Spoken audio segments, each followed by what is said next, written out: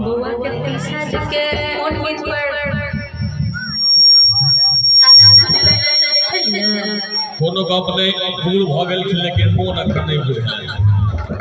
नीक बात कहलिया ने बेर बेर खाली हम अबैत रहबे नहीं बउआ के पिसाजी श्रीमान दशरथ झा जी इनके माध्यम से